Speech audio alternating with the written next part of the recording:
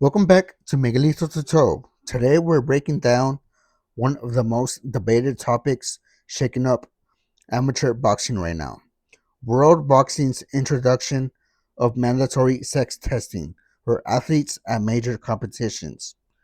Is this about protecting fairness, safety, and the integrity of the women's division?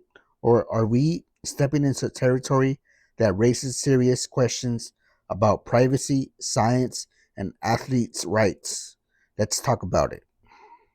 World Boxing has moved forward with a policy requiring female athletes competing at its major championships to undergo a genetic based eligibility test, checking for chromosomal markers linked to sex classification.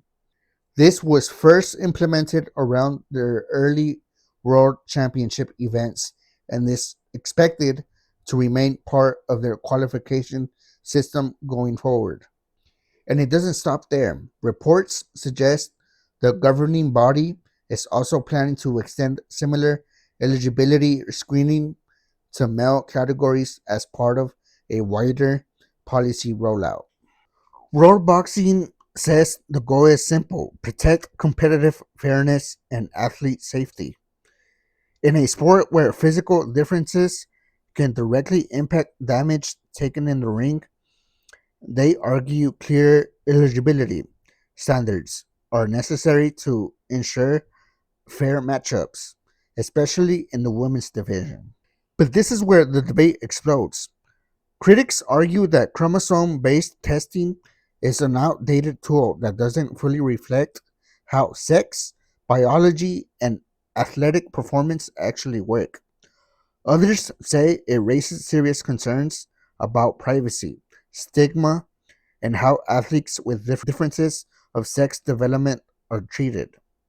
And this issue became even more visible after high profile Olympic level scrutiny in recent years, where athletes were caught in the middle of eligibility debates despite being cleared to compete under their governing bodies. Now, with World Boxing formalizing testing rules, some fighters and fans feel like the sport is moving backward instead of forward. And this isn't just boxing. Across combat sports and even track and field, governing bodies are revisiting how they define eligibility in women's competition, some leaning toward biological testing, others toward hormone based rules, and some still relying on legal documentation. What we're seeing is a global identity crisis in women's sports policy, and boxing is now right in the center of it. So I want to hear from you. Does this make boxing safer for female athletes?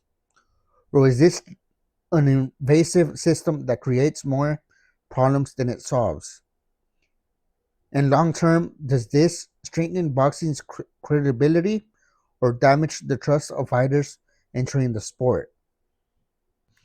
This conversation isn't going away anytime soon.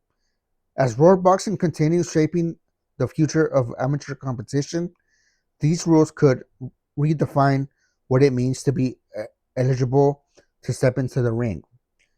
I'll keep tracking how this develops. Thanks for tuning in to Miguelito To Toe. Like, subscribe, and drop your thoughts in the comments. Where do you stand with this?